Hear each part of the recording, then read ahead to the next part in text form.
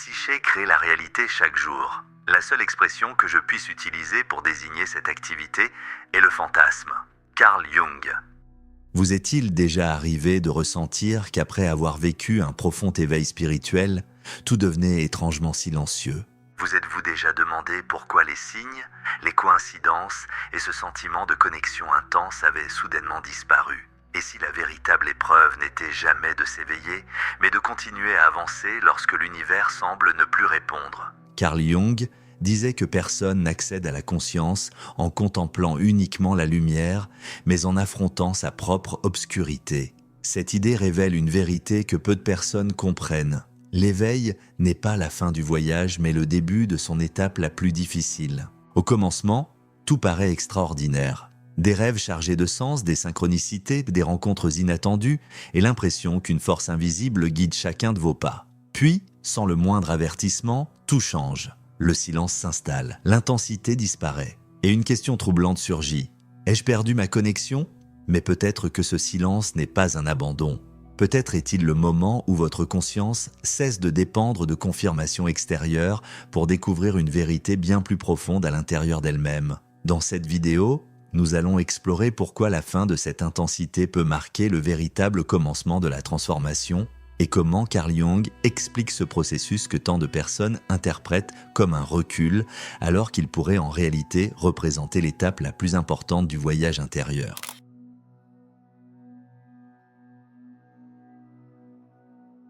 Il existe un moment dans le cheminement spirituel dont presque personne ne parle, non pas parce qu'il est rare, mais parce qu'il est trop inconfortable pour être expliqué. C'est l'instant où l'enthousiasme s'éteint, où les signes cessent d'apparaître, et où la sensation d'être guidé par une force supérieure semble tout simplement s'évaporer. Pour beaucoup, c'est le début du doute. Pour d'autres, cela ressemble à la fin de tout ce qu'ils pensaient avoir acquis. La plupart des gens imaginent qu'un éveil spirituel conduit à une vie durablement illuminée, remplie de paix, de clarté et de certitude.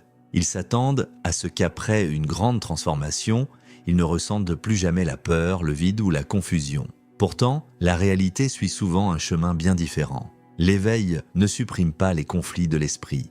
Il vous empêche simplement de continuer à ignorer leur existence.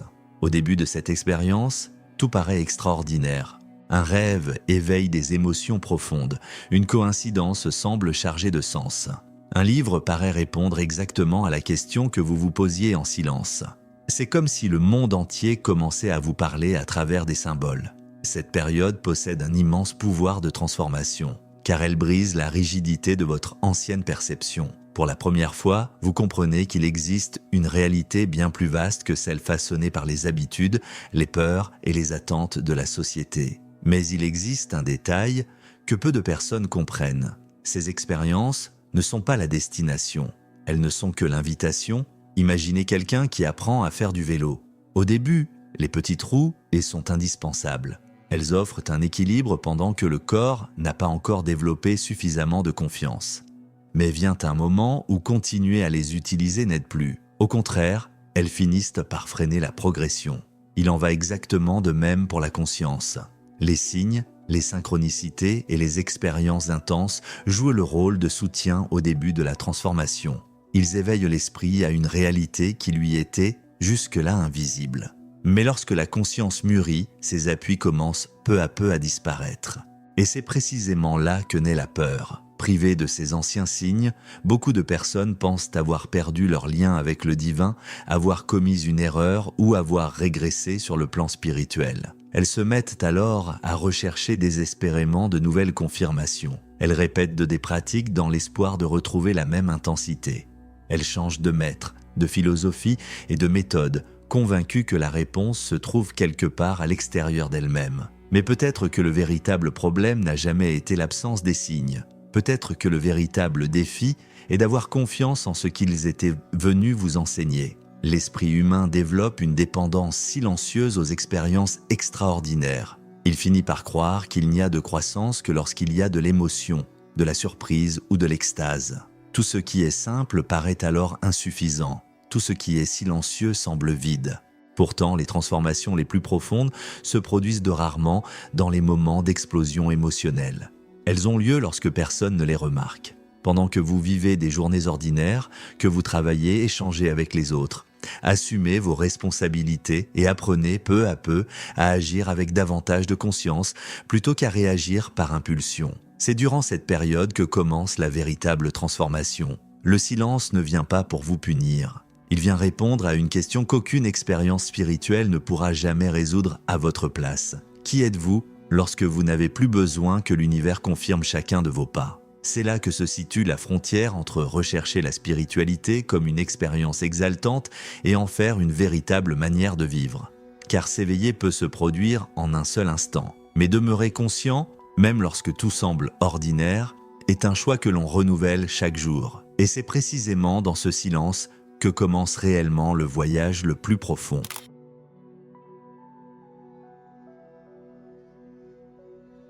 Il existe un piège psychologique si discret que la plupart des gens y tombent sans même s'en rendre compte. Il apparaît précisément après les premières expériences d'expansion de la conscience. Lorsque tout semble plus clair, plus profond et plus riche de sens, l'ego trouve un moyen de survivre. Il change simplement de visage. Autrefois, votre identité reposait peut-être sur la réussite, la reconnaissance ou le besoin de plaire. Désormais, elle s'appuie sur la spiritualité. Vous n'avez plus besoin d'être perçu comme une personne accomplie. Vous avez besoin d'être vu et surtout de vous sentir comme quelqu'un d'éveillé. C'est ainsi qu'une expérience de libération peut, silencieusement, se transformer en une nouvelle prison. Vous commencez à mesurer votre évolution au nombre de signes que vous recevez, à l'intensité de vos méditations, aux rêves que vous faites ou aux sentiments de connexion que vous ressentez. Sans vous en apercevoir, vous cessez de vivre la transformation pour commencer à la poursuivre. Le problème, c'est qu'aucune expérience extraordinaire n'est destinée à durer éternellement. L'esprit, pourtant, refuse de l'accepter. Il se persuade que si l'intensité a disparu, c'est que quelque chose s'est mal passé. Il entame alors une quête incessante pour retrouver ce qu'il ressentait au début du voyage. Il change de technique, de livres, de maîtres et de pratiques, dans l'espoir de revivre la même émotion. Mais la conscience ne mûrit pas en répétant les mêmes expériences. Elle mûrit lorsqu'elle cesse d'en dépendre. C'est à ce moment que beaucoup de personnes confondent croissance et exaltation. Elles croient qu'évoluer signifie ressentir toujours davantage, alors qu'en réalité, le véritable processus commence précisément lorsque vous n'avez plus besoin d'émotions intenses pour avoir confiance dans votre chemin. La véritable transformation débute lorsque l'extraordinaire cesse d'être indispensable. Lorsque vous êtes capable de traverser une journée ordinaire sans avoir l'impression d'avoir perdu votre essence. Lorsque vous comprenez que la paix ne fait pas de bruit et que la stabilité peut sembler moins exaltante que le chaos tout en étant infiniment plus solide. L'ego redoute ce moment car il perd sa principale source de nourriture, le besoin constant de prouver qu'il est en train d'évoluer. Une fois ce besoin disparu, il ne reste plus qu'une seule question. Si personne ne reconnaissait votre parcours et qu'aucune expérience extraordinaire ne se reproduisait, continueriez-vous à avancer? Répondre honnêtement à cette question est peut-être l'un des plus grands signes que l'éveil a cessé d'être une simple expérience pour commencer, enfin, à transformer la personne que vous êtes réellement.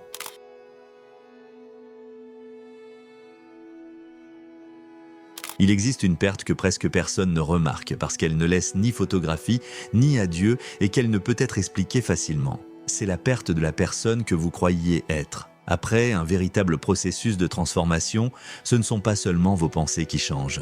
Tout ce qui soutenait autrefois votre identité commence à perdre de sa force. Les conversations qui retenaient de votre attention vous semblent désormais répétitives.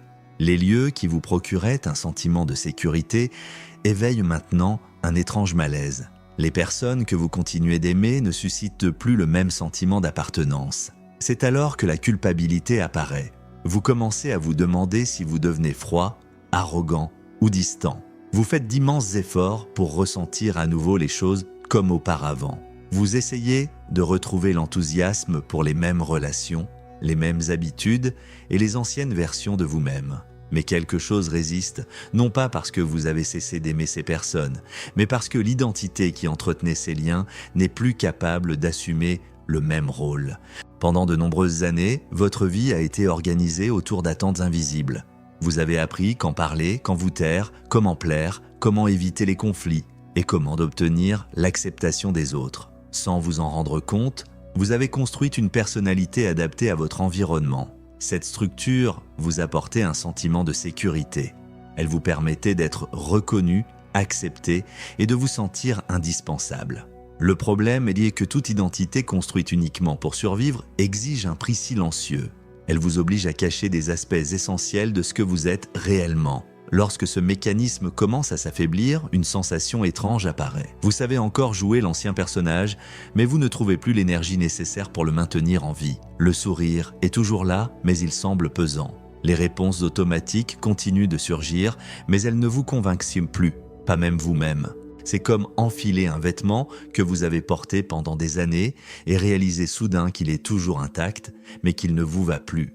Le réflexe naturel est d'essayer de l'ajuster une fois de plus. Mais certaines transformations ne permettent aucun retour en arrière. Voilà le véritable deuil de la transformation. Ce n'est pas la douleur du passé qui vous manque, mais la familiarité qu'elle vous offrait. Après tout, même une prison peut sembler confortable lorsqu'elle a été le seul endroit où l'on a appris à vivre. À partir de cet instant, le défi n'est plus de trouver une nouvelle identité. Le véritable défi est de traverser cette période où l'ancienne a disparu tandis que la nouvelle est encore en train de se construire. Et c'est précisément dans cet espace de vide apparent que commence à émerger quelque chose de bien plus solide. Une vie qui n'a plus besoin de personnages pour exister.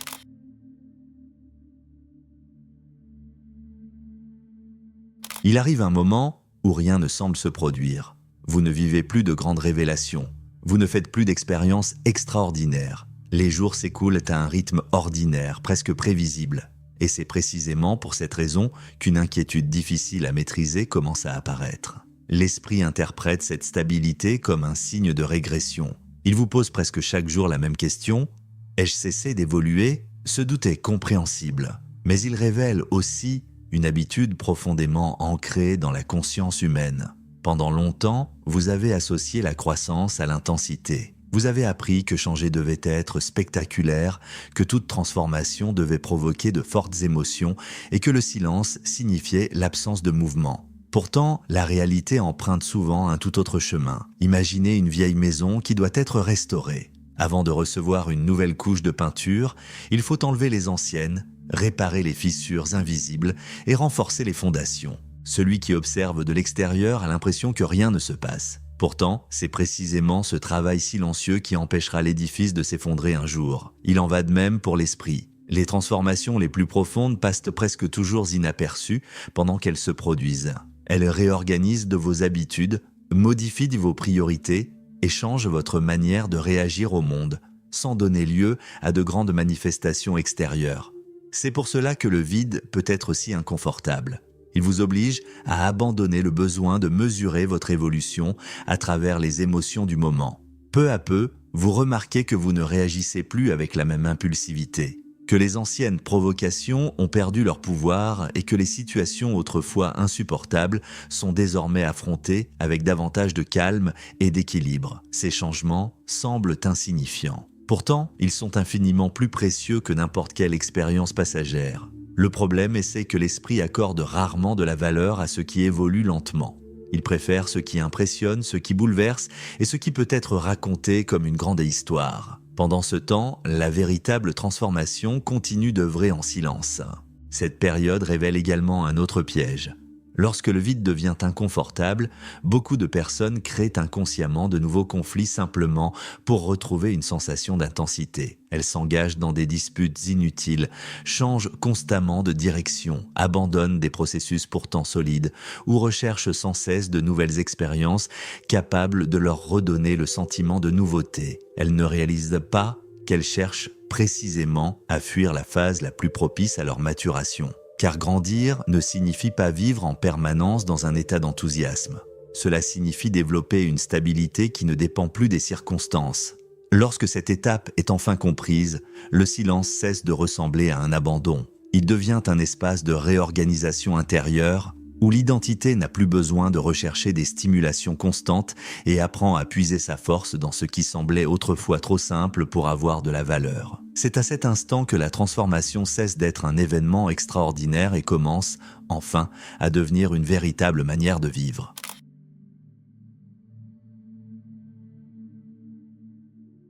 Il existe une grande ironie dans le chemin de la transformation. Le véritable éveil commence précisément lorsque vous cessez de vous demander si vous êtes encore éveillé. Pendant longtemps, votre attention était tournée vers ce qui se passait à l'extérieur de vous. Vous recherchiez des signes, des réponses, des confirmations et des expériences capables de renforcer le sentiment d'être sur la bonne voie. Vous ressentiez le besoin constant d'être certain que chacun de vos pas possédait une signification plus profonde. Mais arrive un moment où ce besoin commence à disparaître. Non pas parce que toutes les questions ont trouvé une réponse, mais parce que vous n'avez plus besoin de poursuivre sans cesse des réponses pour continuer à avancer. C'est un changement silencieux mais décisif. Vous comprenez que la paix ne naît pas de l'absence de problème. Elle apparaît lorsque vous cessez de transformer chaque difficulté en une crise d'identité. Les épreuves continuent d'exister, les pertes continuent de survenir, et l'incertitude demeure une partie inévitable de la vie. Ce qui change, c'est votre manière de vous tenir face à elle. Vous ne réagissez plus impulsivement à chaque émotion. Vous n'avez plus besoin de convaincre qui que ce soit de ce que vous avez découvert. Vous ne ressentez plus non plus le besoin de prouver que votre vision du monde est plus profonde que celle des autres. Une sérénité s'installe, indépendante de toute reconnaissance. Et cela transforme profondément la relation que vous entretenez avec vous-même. Beaucoup imaginent que l'éveil spirituel s'achève lorsque la vie devient enfin parfaite. Pourtant, cette attente n'est peut-être qu'une illusion de plus, née du désir de contrôler l'inconnu. La véritable maturité naît lorsque vous acceptez que la vie demeurera imprévisible. La différence, c'est qu'à présent, vous n'avez plus besoin de fuir cette réalité. Vous apprenez à demeurer présent même lorsque vous ne comprenez pas tout. Vous apprenez à faire confiance à votre propre conscience sans exiger de garanties permanentes. Et vous découvrez que la force la plus solide n'est pas celle qui provoque de grandes émotions, mais celle qui demeure stable, même durant les journées les plus ordinaires. C'est à ce moment que la quête cesse d'occuper la première place. Pendant des années, vous avez cherché quelque chose que vous croyiez lointain. Vous comprenez désormais que la plus grande distance n'a jamais existé entre vous et une vérité cachée. Elle existait entre vous et votre capacité à habiter pleinement votre propre vie sans chercher à lui échapper. L'extraordinaire cesse d'être une expérience rare. Il s'exprime désormais dans votre manière d'observer, de choisir et d'agir. Il n'y a pas de feu d'artifice. Il n'y a pas d'état permanent d'extase. Il n'y a qu'une présence plus lucide, capable de traverser aussi bien les jours difficiles que les jours paisibles, sans dépendre de stimulation constante pour se sentir vivant. C'est peut-être précisément ce que tant de personnes interprètent comme la fin de l'éveil. En réalité, c'est la fin de la dépendance, la fin du besoin de transformer chaque événement en un signe, la fin de la quête incessante d'une identité fondée sur des expériences extraordinaires. Et paradoxalement, c'est aussi le commencement de quelque chose de bien plus profond, car lorsque le silence cesse de paraître vide, lorsque la solitude ne signifie plus l'abandon et que votre paix n'a plus besoin de l'approbation du monde, vous découvrez que la transformation n'a jamais eu pour but de changer la réalité autour de vous. Elle est venue transformer votre manière d'exister en son sein. Et c'est peut-être là le signe le plus rare de tous, comprendre que vous n'avez plus besoin de signes pour continuer à avancer.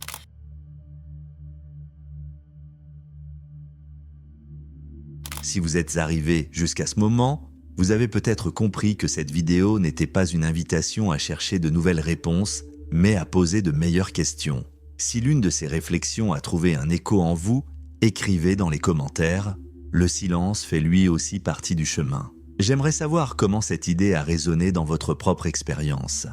Si cette vidéo vous a offert un regard différent sur la psychologie de Carl Jung, sur le processus d'individuation et sur les transformations silencieuses de l'esprit humain, laissez un j'aime. Ce simple geste aide la chaîne à faire découvrir ce type de réflexion à d'autres personnes qui cherchent elles aussi à comprendre ce qu'elles vivent, sans encore parvenir à le nommer. Abonnez-vous à la chaîne et activez les notifications pour ne manquer aucune des prochaines vidéos. À chaque nouvelle rencontre, nous continuerons à explorer les conflits invisibles de l'esprit, les mécanismes de la personnalité et les dimensions les plus profondes de la psychologie analytique, toujours avec rigueur, profondeur et réflexion. Merci d'avoir consacré votre temps, votre attention et surtout, votre volonté de regarder en vous-même. À très bientôt dans une prochaine vidéo